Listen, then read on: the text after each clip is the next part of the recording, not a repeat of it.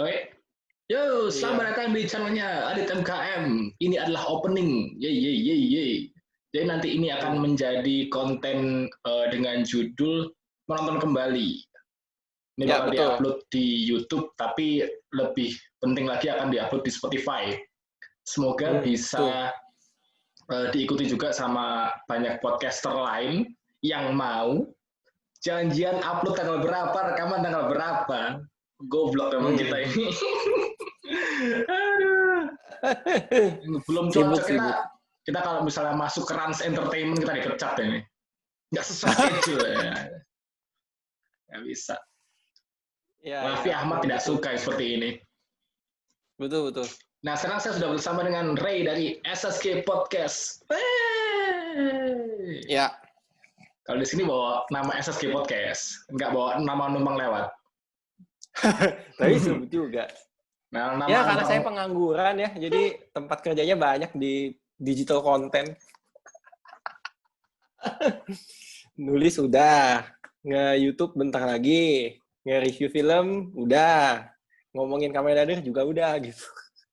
Katanya bentar lagi mau bikin konten review Grafur katanya.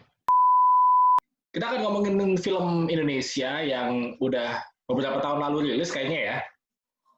Ya, Dan ini dan tuh, menyabet berbagai penghargaan setahu gua.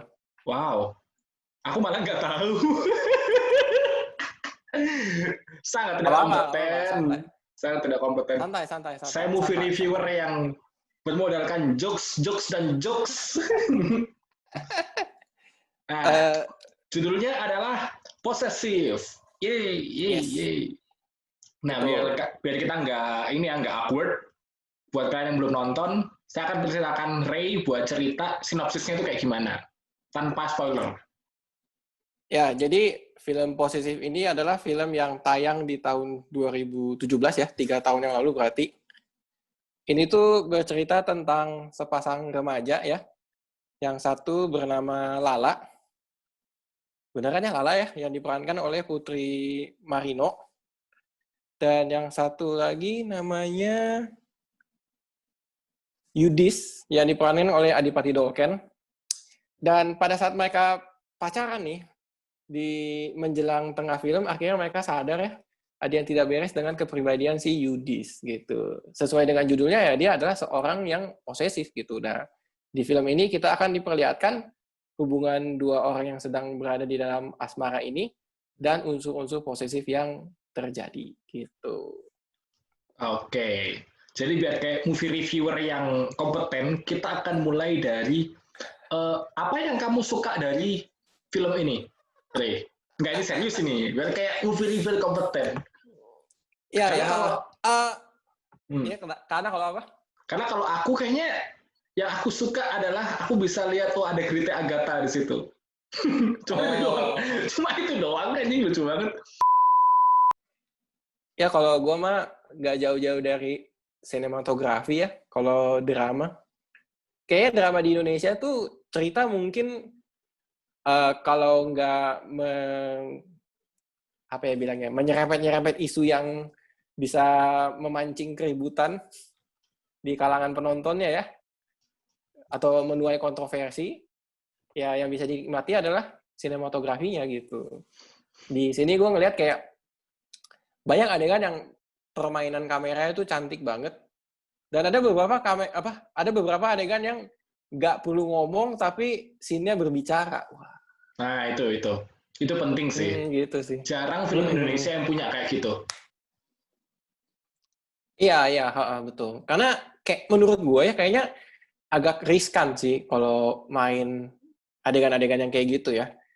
Secara mungkin banyak orang Indonesia yang sukanya tuh mendengar percakapan gitu. Ini menurut riset asal-asalan yang gue lakukan ya, media-media seperti sosial media Instagram, Twitter gitu. Kan gosip itu laku banget di Indonesia. Ya salah satunya Hmm. itu karena ada hal yang dibicarakan gitu. Coba kalau misalkan cuman visual-visual doang gitu ya, tanpa ada kalimat-kalimat opini dan sugesti, pasti orang-orang cuman ngomong apa ini gitu. Kecuali kalau visualnya ada belahannya. Oh, kayaknya ini adalah salah satu film Indonesia yang memulai tren film harus ada soundtrack indie-nya. Iya nggak sih? Kayak openingnya dia tuh pakai lagunya Pagi Tadi gitu, yang lagunya puitis-puitis gitu. Terus Iya. kayaknya banyak juga lagu-lagu indie lain yang dimasukin ke film itu kan. Dan kayaknya emang tahun-tahun itu lagi rame sih. Iya. Itu Ha, ha. sampai ke kemarin ada NKTCHI itu, Oh iya betul. iya kan? Jadi kayaknya emang Oh. tren dramanya Indonesia kayak gitu, soundtrack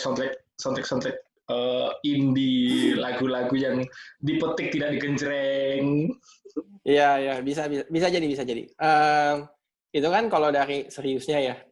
Kalau dari bercandanya, mungkin selagi band indie ini belum roket, budgetnya masih Oh, oke gitu. Jangan canda. Mohon maaf. kita kekurangan budget nih ya. Kita kekurangan budget. Ini gimana nih cara mengatasi biar tetap bagus nih film? Gimana kalau kita bayar orang indie aja? Dia belum ada label. Oke, siap, mantap. Mantap. Nggak bercanda. Kalau menurut gua kayaknya ini sih lebih ke arah apa ya? Kadang band-band indie itu lagu-lagu terbarunya ya sangat puitis dan ya memang gaya berbahasanya tuh mungkin sesuai dengan drama yang akan ditawarkan di dalam filmnya. Jadi ya mereka cocok. Jadi hajar aja, ayo bareng-bareng kolaborasi dan itu kan ya mutualisme jadinya.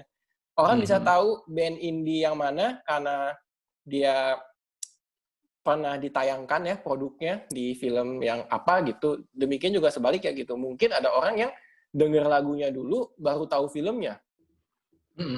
Kayaknya itu juga yang terjadi sama NKTCHI nggak sih? Banyak musisi indie yang naik gara-gara NKTCHI kayak Ardhito Pramono, Hindia, ya kan? Ya. Sayangnya itu tidak terjadi di Possessive. Pagi Tadi tetap. Dia kan kayak bilangnya gimana ya? Di film ini tuh ya ending dari film ini bukan sesuatu yang harus benar-benar berakhir gitu nggak sih? Kayak lebih ke bagaimana penonton tuh nanti akan memikirkan di kehidupan gue tuh ada nggak sih yang kayak gini dan lain sebagainya gitu. Nggak lepasan, oh udah selesai filmnya, udahlah gitu. Itu juga yang kayaknya aku mau ngomong. Aku tuh niatnya mau nyimpen ini nanti di akhir, tapi kayaknya aku buka sekarang aja deh. Menurutku pengambilan topiknya dia itu bagus sih. Premis ceritanya sendiri itu bagus gitu karena ya kayak tadi kamu bilang bahwa mungkin secara nggak sadar kamu pernah nemu orang-orang kayak gini di sekitar kalian gitu. Nggak usah jauh-jauh. Aku aja pernah gitu. Aku aja pernah di posisi mereka dan ketika aku nonton itu kayak, oh iya ya, mungkin ini salahku dulu di sini, mungkin salahnya mantanku dulu di sini kayak gitu. Jadi kayak ini adalah hal yang perlu ditonton sama orang-orang yang pertama kali mau pacaran gitu. Jadi ini tuh kayak gue sukanya ya terkait dengan mengeksplorasi tanda kutip posesifnya. Ini gue ada catatannya sedikit. Dia tuh punya mikro apa ya bilangnya, mikro detail ya. Bagaimana orang-orang posesif itu digambarkan di adegan-adegan yang ada tuh pertama stalking, ya kan stalking. Terus dia tuh berusaha mengendalikan lingkungan si targetnya. Ya kan, jadi nanti dia mesti bisa kendaliin temennya juga, terus nanti gimana dan lain sebagainya. Terus yang paling jelas sih pasti cemburuan ya. Ya kan ya? Cemburuannya ini, nah barulah setelah ini udah ada yang level dasar, ada yang level expertnya nih. Expert dari posesif itu ya udah action-actionnya, bisa tiba-tiba moody, terus bisa ngancem si pacar, bisa mulai main fisik gitu. Terus miss call, ini gue catatan ya, dalam 37 menit, miss call-nya kalau nggak salah 33 kali. Berarti semenit minimal sekali kan? Iya, nah jadi ini pesan juga nih buat teman-teman ya, bagi Anda yang merasa pacar Anda posesif nih, pastiin dulu miss call-nya berapa. Kalau belum lewat dari 33, belum posesif namanya. Lucu banget. Kalau dalam setengah jam masih 15 miss call, masih normal. Iya, atau dia lagi di jalan. Iya. Lagi di jalan, lagi naik motor, berhenti semenit sekali. Ayo, katakan guys. Kalau enggak kepencet, Rey. Iya. Kepencet anjing. Kamu ngapain miss call aku 100 kali? Anjing tadi kepencet. Aduh lucu Cuman banget. cuman jangan gara-gara dengar konten ini ada orang yang posesif tapi menjustifikasi ya. Kata kontennya Adit MKM, posesif itu kalau miss call-nya udah lebih dari 30, aku baru 29 kok. Gitu. Tapi ya, misalnya aku pacaran nih. Misalnya aku pacaran. Kan tadi kamu bilang katanya cemburuan itu tanda dari posesif kan?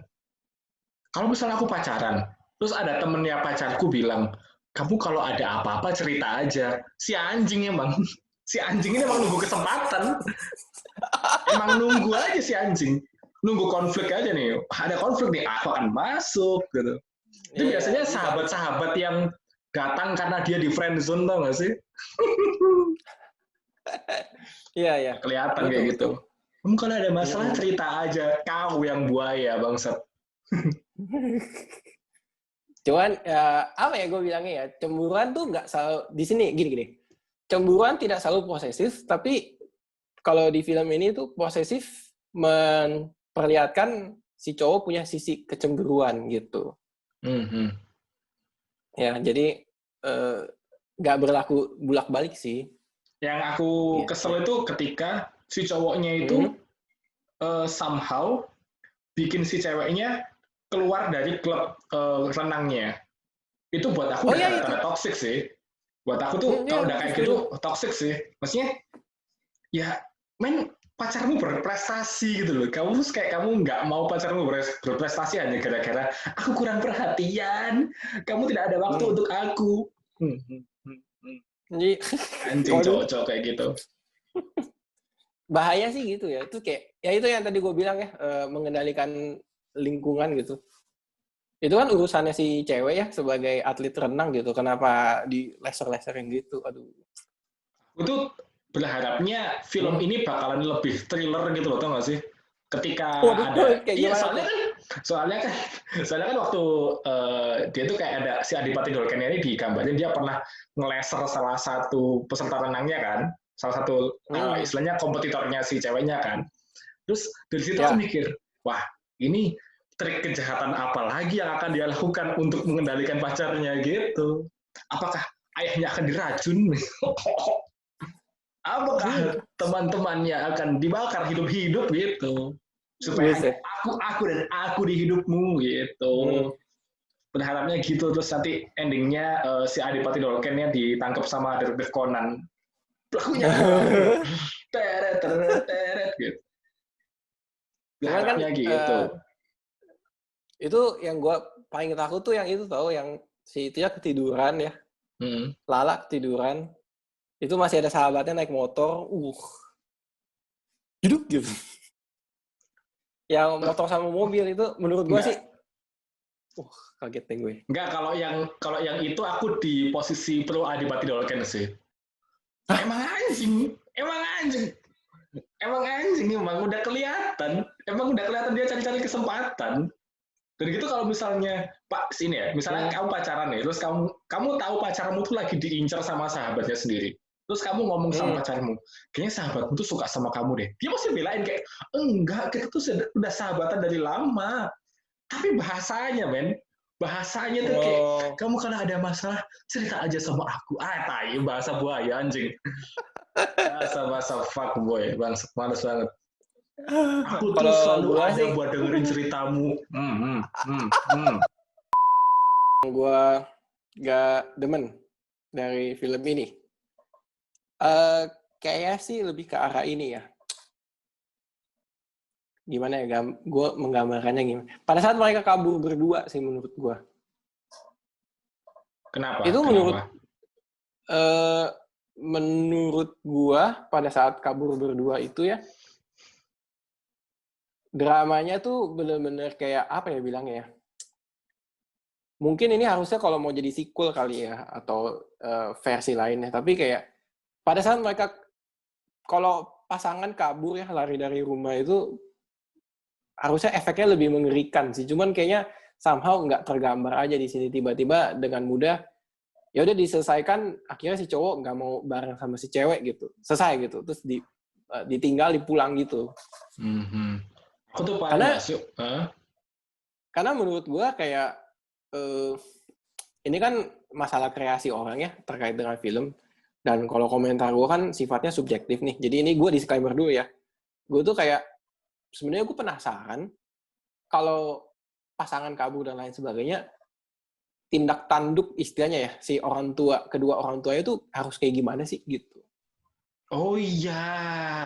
Jadi di film ini tuh nggak ada kesempatan di situ. Ya mungkin memang mereka nggak mau ke sana gitu. Jadi kan gue nggak bisa expect banyak dong. Tapi yang jadinya bukan yang jelek dari film ini, tapi yang menurut gue yang ya coba ditambahin deh kayak gini gitu.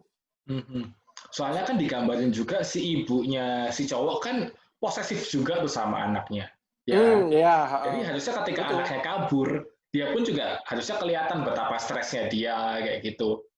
Itu poin yang bagus sih tadi menurutku. Kayak Iya. aku jadi penasaran juga gitu, perasaan ibunya jadi kayak gimana. Betul. Gak cuma perasaannya, mungkin cara berpikirnya gitu sebagai orang yang tanda kutip digambarkan juga posesif gitu. Ibunya Adipati Dolken atau si ini siapa tadi namanya? Yudis.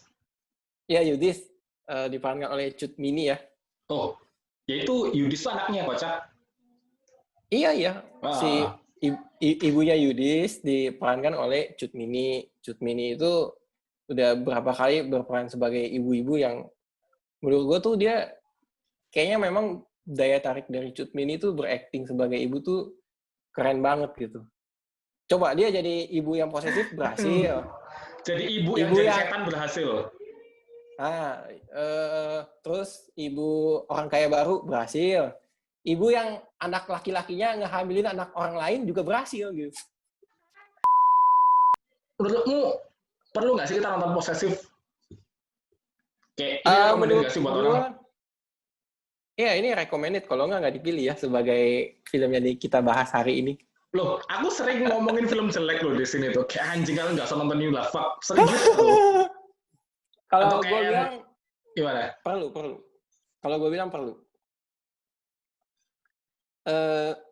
Gue ada beberapa alasan ya. Yang pertama, buat teman-teman yang suka sinematografi, ini adalah salah satu film yang cukup menarik ya. Tadi kan gue sempat bilang terkait dengan tanpa ada dialog, adegannya tuh udah berbicara gitu. Jadi kayak di pembuka nih, mereka shot gerakan kaki aja. Pak Din nggak? Mungkin kan itu metafora dari segala sesuatu terjadi dengan langkah-langkah kecil sebagai pijakan awalnya. Wah. Bener kan kayak jalan gitu. Ya kan kakinya disorot doang tuh. Gitu. Terus ada satu ya, kadang kita tuh dalam film tuh membutuhkan satu token. Token itu tuh atau satu benda ya yang bisa mencerminkan sifat orang. Di sini tuh si Yudis tuh Yudis tuh main Rubik Cube.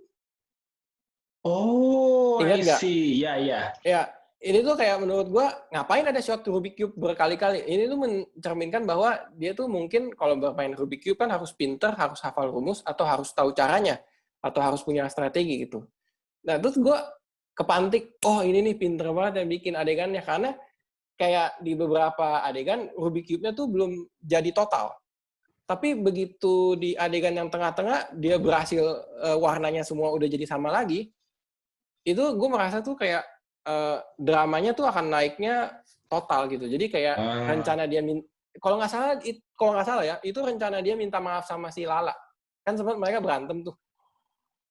Dia main Rubik Cube gitu. Bunyinya nggak kayak gitu sih. Tak gitu. Jadi nih merah, kuning, biru, putih, hijau segala macam ya warna Rubik Cube ya. Terus adegan selanjutnya langsung gitu. Dia berhasil masuk rumahnya, ada balon-balon, penguin segala macam, permohonan maaf berhasil gitu.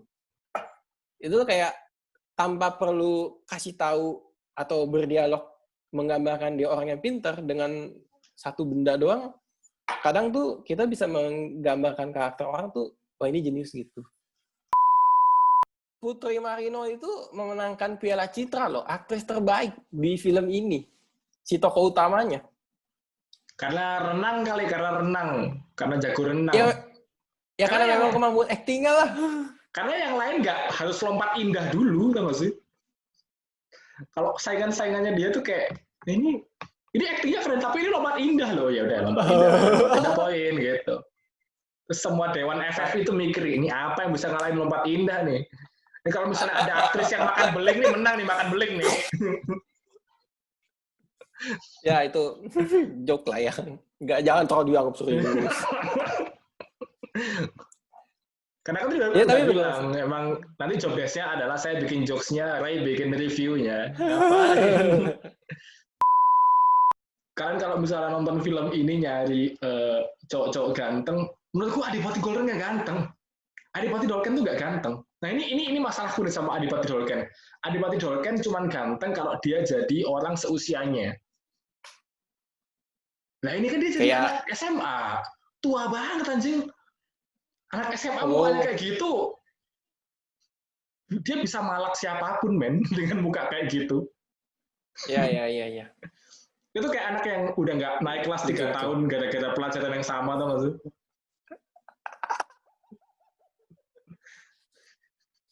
Matematika kamu merah dulu nih gitu. Ya, saya tidak naik kelas. Tidak apa-apa deh. Saya bisa ketemu dede-dede cantik, dede-dede imut gitu. Dede-dede yang bisa saya posesifin. Iya. Aduh. Nobita kayaknya posesif pasti. Nggak naik kelas mulu kan. Nilainya jelek mulu Nobita. Makanya kan dia dikit-dikit Doraemon kan. Posesif dia sama Doraemon. Nggak mau dia ditinggal sama Doraemon. Posesif. Bangsat Nobita itu sebenarnya. Bukan kartun yang baik Doraemon itu. Mengajarkan posesif. Kalau gue perhatiin ya, di setiap karakter gaya berbusananya beda gitu. Si Lala tuh kan karena memang dia atletis ya. Jadi tuh ya attire-nya tuh begitu, settingannya gitu. Sedangkan kalau si temennya, aduh siapa tuh yang sahabatnya yang cewek? Ya pokoknya perannya. Aku lupa juga. Ya, jadi kayak ya beda lah gitu. Kayak kostum mereka perhatikan menurut gua ya. Menurut sepengamatan gua saat nonton gitu. Kalau aku yang kerasa itu malah justru sahabatnya Lala yang cowok gitu. Kontras banget sama si Yudisnya. Kayak Yudisnya itu yang laki banget, yang kayak udah matang gitu, kayak pria yang siap mengajak kamu check in gitu kan. Sedangkan yang si sahabat ini yang kayak masih cupu gitu, yang kayak aku di sini ngapain sih gitu, naik motor kemana-mana kayak fuck, ini aku bunuh diri aja. Dia kalau misalnya nggak ditabrak orang, dia nabrakin diri sendiri kok. Kayak tabrak pohon gitu. Tapi si sahabatnya yang cowok ini, kalau nggak salah tuh dia ditaksir banyak cewek deh di beberapa dialognya, ya nggak sih? Masa sih? Aku nggak nge sih. Aku nggak nge sih. Dan kalau misalnya emang bener, kayaknya emang sekolahnya yang salah sih. Kok bisa orang kayak itu ditaksir orang? Emang nggak ada cowok yang lebih keren daripada dia gitu di sekolah itu kan? Nggak ada gitu kakak-kakak yang main basket kalau siang gitu kan, yang keringatnya kemana-mana gitu. Iya gitu ya. Kayak selalu main basket sambil kayak, ini aku bisa lay up loh. Apaan anjing? Itu cowok-cowok yang bergaul sama cewek gitu nggak mungkin men. Nggak ada keren-kerennya. Dia kalau misalnya ke WC cowok dipalakin anak-anak yang ngerokok di sana. Apain lu di sini lu? Main sama cewek lu. Iya kak, gitu. Nggak ada keren-kerennya anjing. Tapi dia sudah punya motor sendiri. Wah. Nyolong. Kita akan membuat penilaian ala-ala movie reviewer pada umumnya. Kalau kamu suruh ngasih rating 1-10, ratingnya buat Possessive berapa? Dan kenapa? Ini jelas 9 sih. Kenapa? Tinggi ya. 9 dari 10. Karena personally gue suka ya. Yang gue nggak suka itu terkait dengan ada beberapa hal yang tidak dijelaskan, which is itu memang keputusan dari si penulis gitu. Gue nggak bisa komentar banyak. Tapi yang harus di-appreciate dari film ini adalah bagaimana dia tuh memperlihatkan banyak sekali yang berkaitan dengan real life gitu ya, dengan cara yang cukup memancing daya pikir penonton ya, instead of menyuapin gitu. Itu sih yang menurut gue yang wah gitu. Kalau lu? Kalau aku kayaknya 6 lah, 6. Kontras. Karena buat aku tuh film ini sebenarnya biasa aja. Ini tuh film yang biasa aja sebenarnya, nggak yang spesial banget gitu. Wah, ini adalah masterpiece of cinematography gitu. Ini bukan Ave Mariam gitu loh, nggak sih? Ngerti nggak sih? Iya kan? Kalau kita ngomongin sinematografi itu ini bukan Ave Mariam gitu. Kalau kita ngomongin isu yang sensitif gitu, ini bukan apa ya? Film Indonesia yang isu sensitif banget yang baru gitu. Bukan, nah itu pokoknya itu nggak sesensitif itu isunya. Terus ya ini drama biasa, cuman emang relate untuk anak-anak muda gitu. Ini kasusnya sama kayaknya juga yang nulis kan orang yang sama, si Gina Esnur kan, si apa? Betul. 2 Garis Biru. Sebenarnya kan juga film ini tuh mirip-mirip kayak gini nadanya. Ngomongin hal-hal yang dihadapi anak muda sekarang, anak-anak SMA, anak-anak remaja, dikemas dengan sinematografi yang bagus, pesan yang konkret dan bisa diaplikasikan, terus cocok juga buat tontonan keluarga, nggak begitu cheesy tapi juga nggak begitu dark. Sebenarnya kan gitu kan. Tapi justru karena dia tidak begitu, ngerti nggak sih? Karena dia nggak menjurus salah satu, dia main di tengah, yang dia main aman aja, aku nggak suka gitu. Kalau aku tuh suka yang kalau mau cheesy aja sekalian gitu, yang kayak Dilan banget aja gitu, yang dikiri gombal gitu. Kalau mau yang dark sekalian gitu, yang gelapin sekalian, makanya tadi aku berharap anjing nih harus ada yang mati nih di sini nih gitu. Ya nyata ya cuma gitu doang gitu.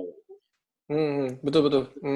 Oke lah, gue bisa paham berarti perspektif lu ya. Kan? Tapi ini kan kayak penilaian kita berbeda, kita tetap berteman ya, kita ngobrolin ini. Nggak masalah, justru itu poinku. Poinku adalah kayaknya angka untuk review film itu nggak begitu valid, karena ya balik lagi angka ini subjektif gitu. Kita nggak tahu indikatornya apa, ya kan? Itu kan sebenarnya ngomongin preference-nya reviewernya gitu loh. Nah kalau aku preference-nya kayak tadi gitu. Kalau kamu mau ekstrem kiri, ekstrem kanan gitu. Kalau Ray ternyata suka sama film-film yang kayak gini gitu, ya udah, nggak apa-apa. Ya agak gimana gitu. Kayak ini lucu ya, menarik nih. Karena kalau ngomongin angka ya, di Twitter tuh perdebatan yang kayak gini gitu. Nilainya segini doang gitu. Ya karena mungkin orang belum paham esensinya nge-review kali, kayak. Betul. Setuju. Iya. Itu sih pentingnya gitu ya. Kayak ya udah gitu kan, angka itu tuh keluar dari mulut si reviewernya gitu. Kan itu beda pendapatnya sok atu aja gitu. Toh kita keluarin angka dan lain sebagainya, memangnya si penulis filmnya atau pembuat filmnya pusing-pusingin amat. Ya gue mah yang penting gue udah berhasil berkarya gitu. Gue udah bikin film, lu baru bikin 1 episode YouTube doang. Iya. Tidak gitu.